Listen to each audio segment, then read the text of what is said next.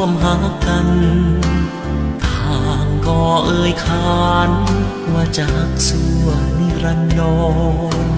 เป็นเพียงความฝันเป็นเหมือนดังละครที่แสนอ่อนสอนแต่ให้ความจริงคิดทั้งภาพที่เขาเคยห่วมหากันทางก็สุขสันต์บอกเคยคิดว่าจะซ้ำตรงกลายเป็นความทุกข์เป็นความเจ็บคืนคมที่แสนระทมหยดด้วยน้ำตาเมื่อลำตาลงครั้งใดจิตใจนั้นยังคิดถึง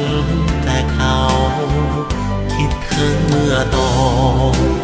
เคยสุขในหักเขาบัดนี้เงียบเหงาเป็นเพียงภาพแห่งความหลัง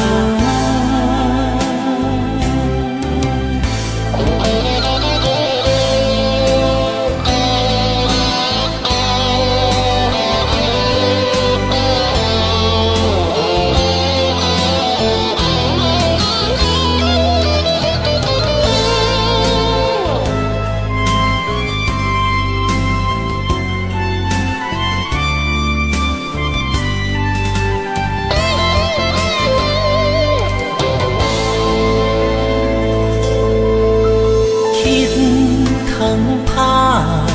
ที่เราเคยห่วมหากันทางก็สุขสันต์บอกเคยคิดว่าจะซ้ำตรงกลายเป็นความทุกข์เป็นความเจ็บคืนคมที่แสนระทมหยดด้วยน้ำตาเมื่อหลับตาลงครั้งใดจิตใจนั้นยังคิดถึงแต่เขาคิดถึงเมื่อตอ